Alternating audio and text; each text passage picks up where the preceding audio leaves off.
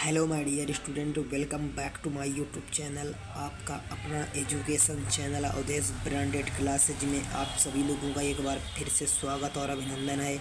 So friends, आज बात करने वाली हैं Uttar Pradesh civil service exam यानी कि यूपीएससी एग्ज़ाम की जो छात्र छात्राएँ तैयारी कर रहे हैं।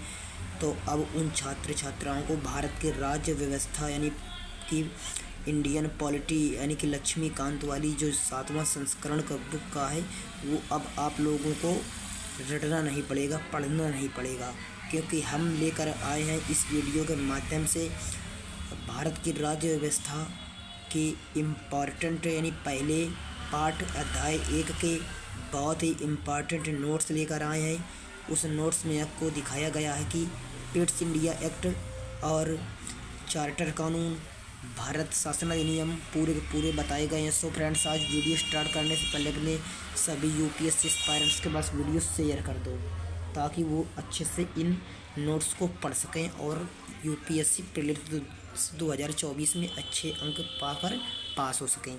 सो फ्रेंड्स, आज वीडियो स्टार्ट करने से पहले आज थंबनेल देखकर पता चल ही गया हो कि ये वीडियो बहुत ही इंपॉर्टेंट वीडियो है। तो आज बात करने वाली है 1784 का पिट्स इंडिया एक्ट के बारे में पूरी जानकारी लेने वाले हैं। तो पहला नंबर दिया गया है रेगुलेटिंग एक्ट।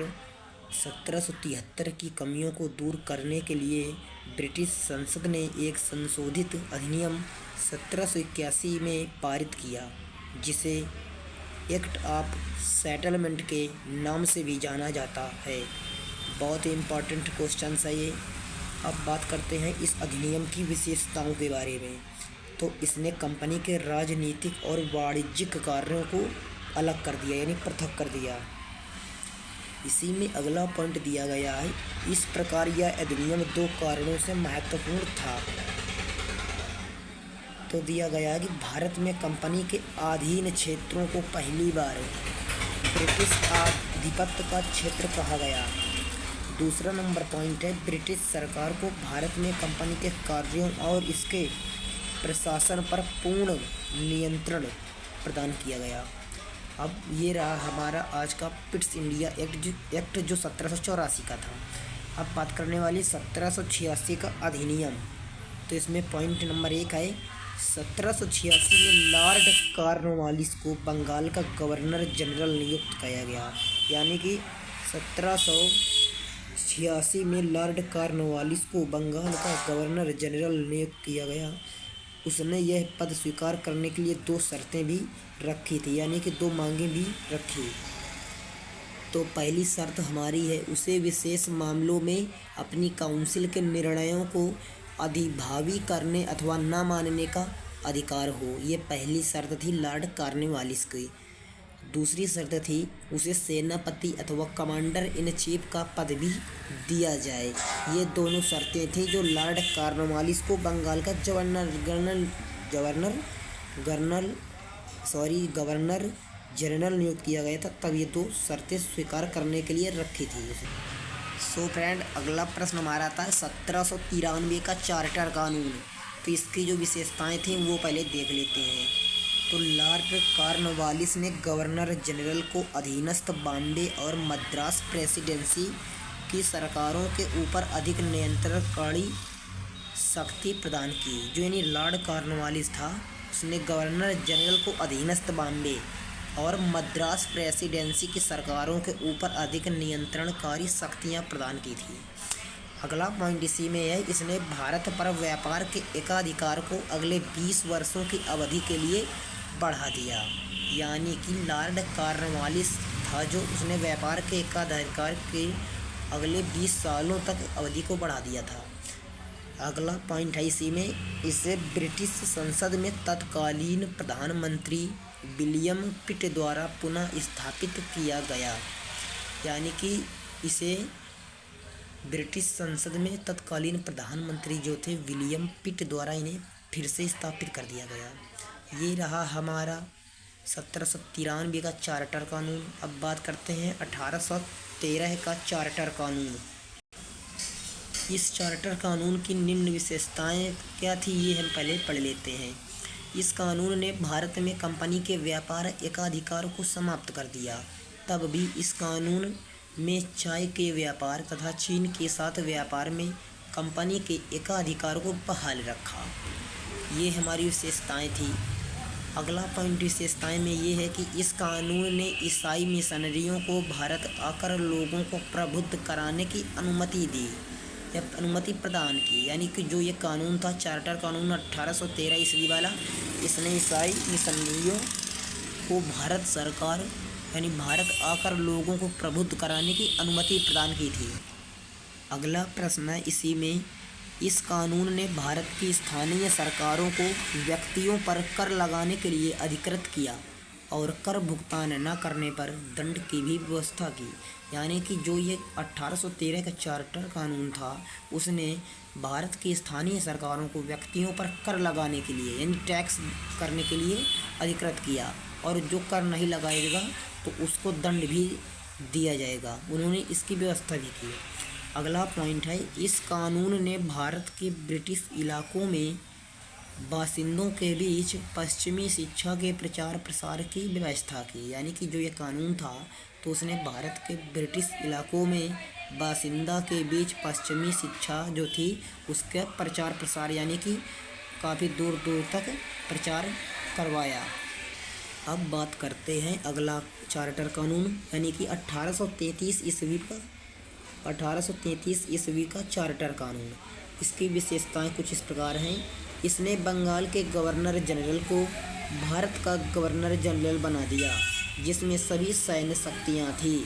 यानी कि जो 1833 का चार्टर कानून था, तो इस कानून ने बंगाल के गवर्नर जनरल को भारत का गवर्नर जनरल बना दिया, जिसमें सभी सैन्य शक्तियाँ मौजूद थी। और इसी में एक और मोस्ट क्वेश्चंस बनता है इम्पॉर्टेंट कि भारत के प्रथम गवर्नर जनरल कौन थे। तो आपको सॉल्यूशन करके आना है। लॉर्ड विलियम बेंटिक भारत के प्रथम गवर्नर जनरल थे। अगला पॉइंट है, इसने मद्रास और बम्बई के गवर्नरों को विधायिका संबंधी शक्ति से वंचित कर दिया था। यानी कि जो ये कानून था, तो मद्रास और बम्बई के गवर्नरों को विधायिका संबंधी शक्तियों से वंचित कर रखा था। अगला पॉइंट है, इसने मद्रास और बम्बई के गवर्नरों को विधायिका संबंधी शक्ति से वंचित कर दिया था और भारत के गवर्नर जनरल को पूरे ब्रिटिश भारत में विधायिका के असीमित अधिकार प्राप्त किए गए। यानी कि जो भारत के गवर्नर जनरल था, उसे पूरा ब्रिटिश भारत में विधायिका के असीमित अधिकार यानी कि जिसकी कोई सीमा नहीं थी, इतने अधिकार प्राप्त करवाए गए। अगला पॉइंट आता है इसी में, इसके अंतर्गत पहले बनाए गए कानूनों को यानी कि जो पहले कानून बनाए गए थे उन्हें नियामक कानून कहा गया और नए कानूनों के तहत बने कानूनों को एक्ट या अधिनियम कहा गया। यहाँ पर आपको ध्यान देने योग्य बात है कि पहले बनाए गए कानूनों को नियामक कानून और नए बनाए गए कानूनों को एक्ट या अधिनियम कहा जाता था। अब बात करते हैं चार्टर एक्ट 1833 ने सिविल सेवकों के चयन के लिए खुली प्रतियोगिता का चयन यानी कि आयोजन शुरू करने का प्रयास किया।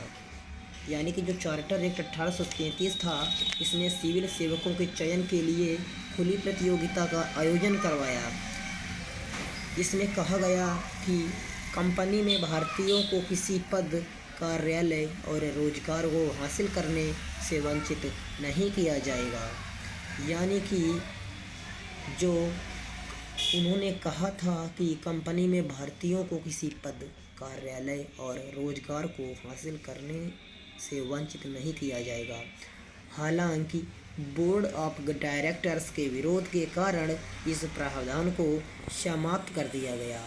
यानी कि बीच में तो बोर्ड ऑफ डायरेक्टर्स का विरोध आता है और इस प्रावधान को समाप्त कर दिया जाता है। तो बहुत ही अच्छे तरीके से मैं आप लोगों को समझा रहा हूँ। आप लोगों को पूरी किताब रटना नहीं है, बस अच्छे से ये नोट्स पढ़ लीजिए। मैंने बहुत मेहनत से ये नोट्स बनाए हैं, बस आप लोगों के लिए कि आप लोग तैयारी कर रहे हैं, आप लोग इतना कोर्स नहीं कवर कर पा रहे हैं। छात्र छात्राओं फ्रेंड्स, आज बात करने वाले हैं अब इसमें कि 1800 1953 का चार्टर अधिनियम क्या है? तो इसकी विशेषताएं पहले देख लेते हैं। नंबर 1 में है, इसने पहली बार गवर्नर जनरल की परिषद के विधायी एवं प्रशासनिक कार्यों को अलग कर दिया। यानी कि इसने पहली बार गवर्नर जनरल की परिषद के विधायी एवं प्रशासनिक गुणों को अलग कर दिया और 6 नए परिषद जोड़ दिए गए, जिन्हें विधान परिषद कहा गया।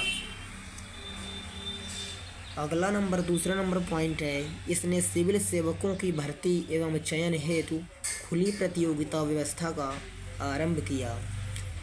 यानी कि इसने सिविल सेवकों की भर्ती और चयन हेतु खुली प्रतियोगिता का व्यवस्था का जो आरंभ किया था, उसी कारण विशिष्ट सिविल सेवा भारतीय नागरिकों के लिए भी खोल दी गई। यानी कि ये जो सिविल सेवा भर्ती थी, ये भारतीय नागरिकों के लिए भी खोल दी गई और इसके लिए सन 1854 ईस्वी में मैकाले समिति की नियुक्ति हुई। यह 1854 में मैकाले समिति की नियुक्ति की गई।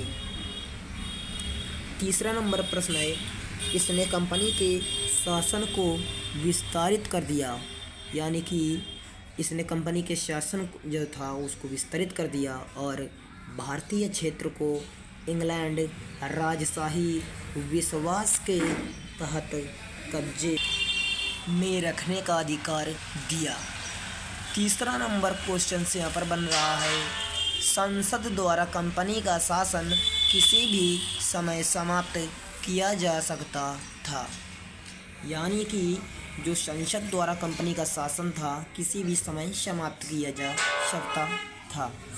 चौथा नंबर प्रश्न है, इसने प्रथम बार भारतीय केंद्रीय विधान परिषद में स्थानीय प्रतिनिधित्व प्रारंभ किया। यानी कि इसने पहली बार भारतीय केंद्रीय विधान परिषद में स्थानीय प्रतिनिधित्व प्रारंभ किया था।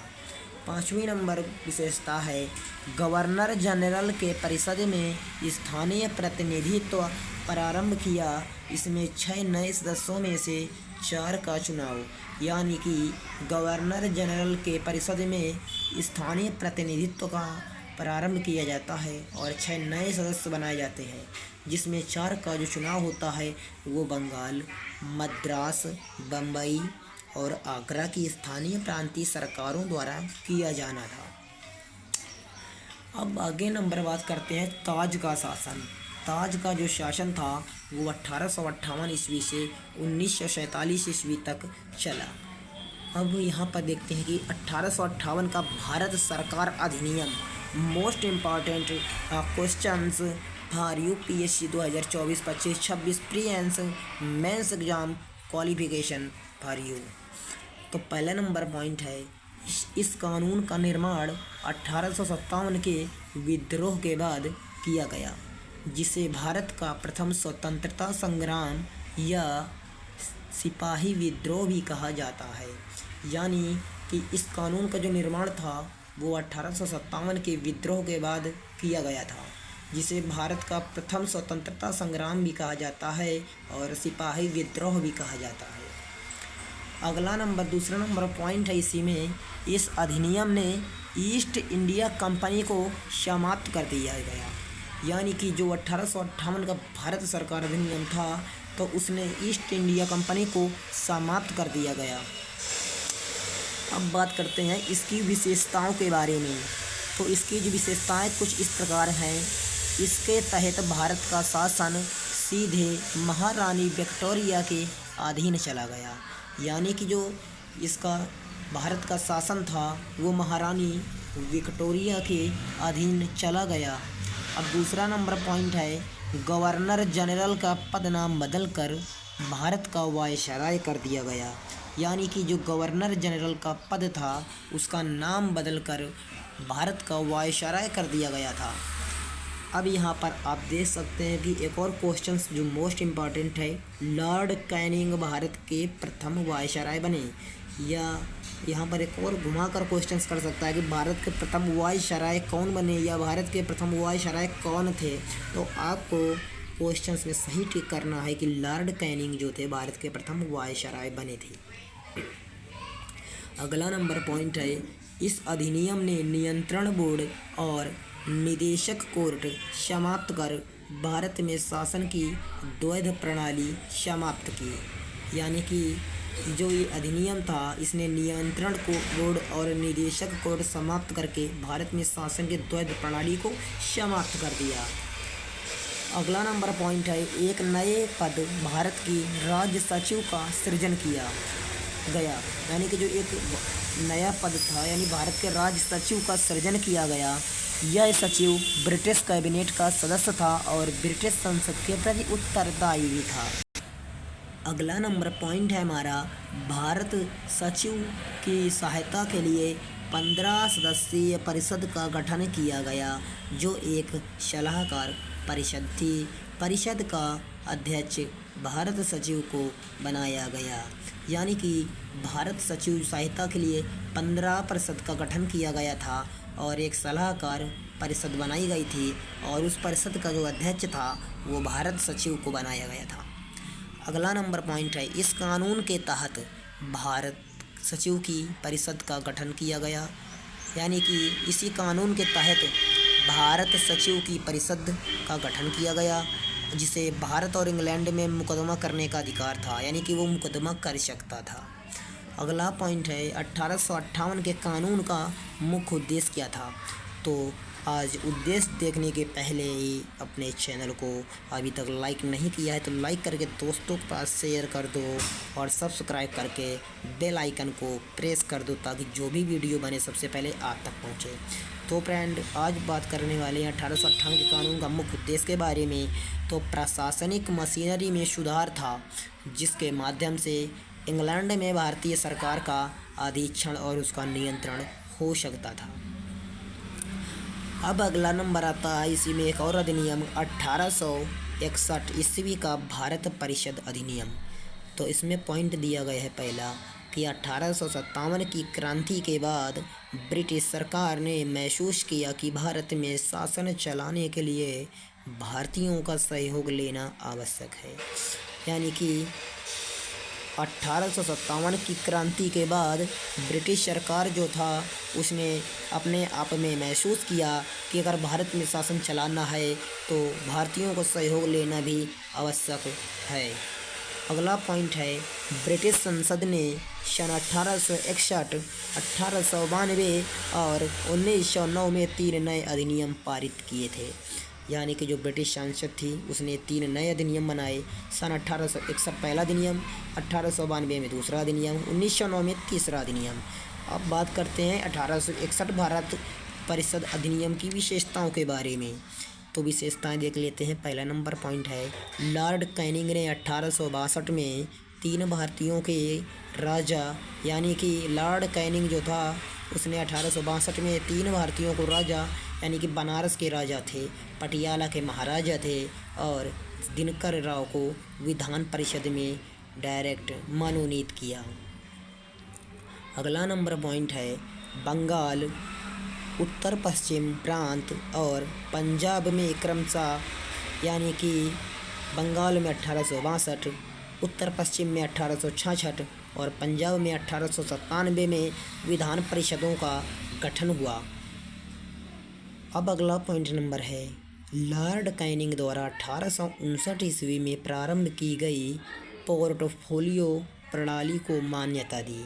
यानी कि लॉर्ड कैनिंग के द्वारा 1859 ईस्वी में उन्होंने एक पोर्टफोलियो प्रणाली को मान्यता दे दी।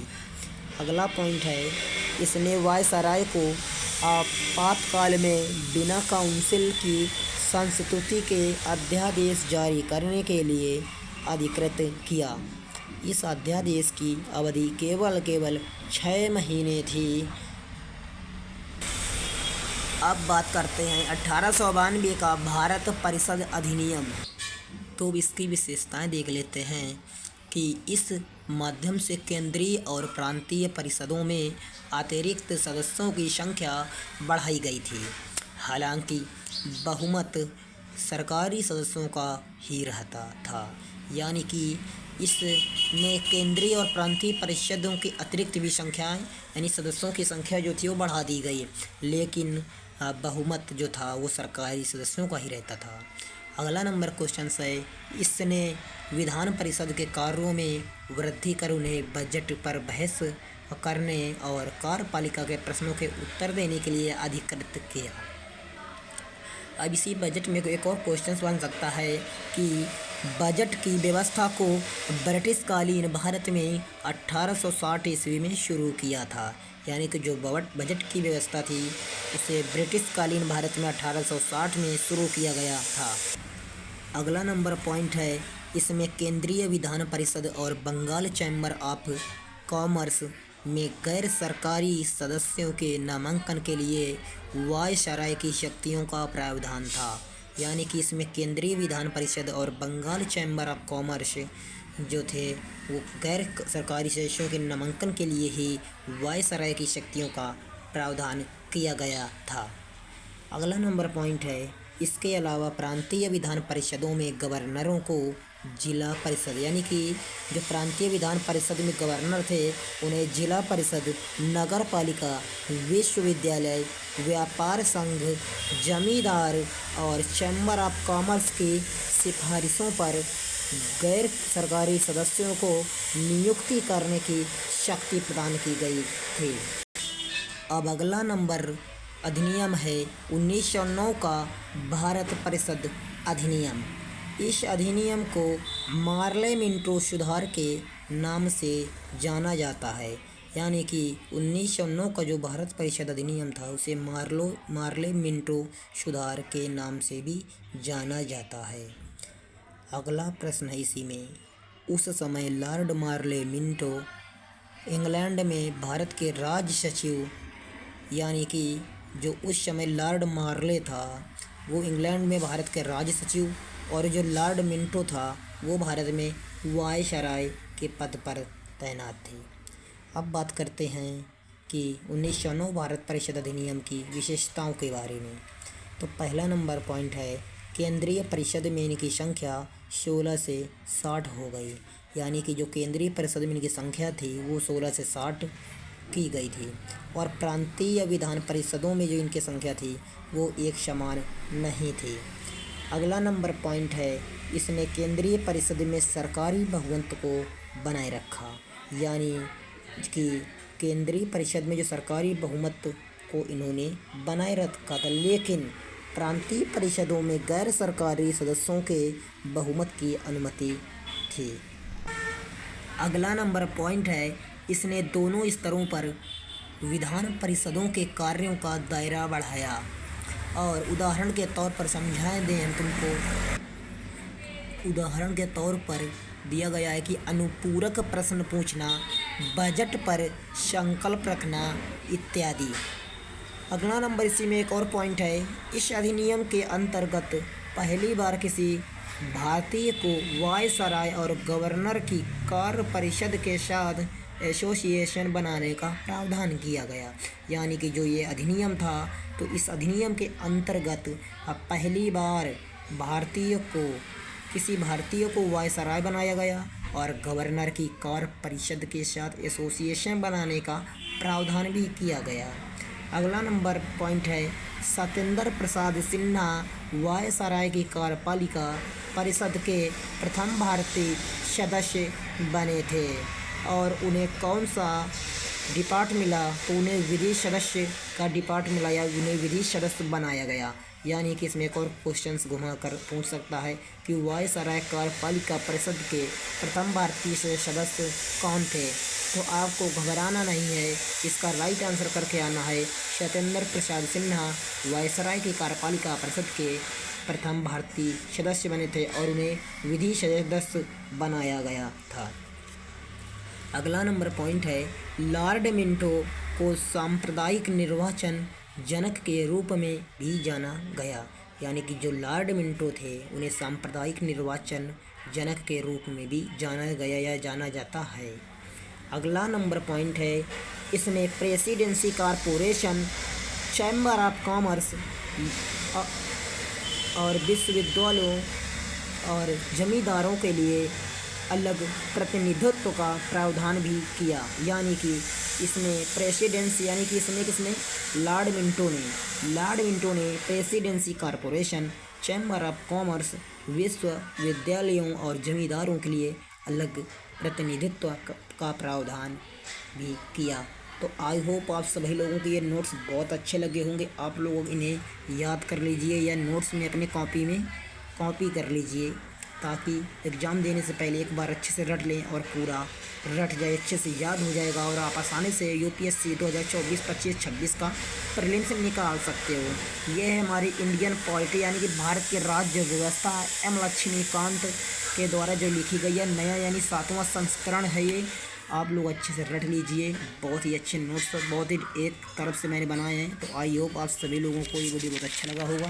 फिर मिलेंगे एक और वीडियो में, तब तक के लिए गुड बाय, थैंक्स।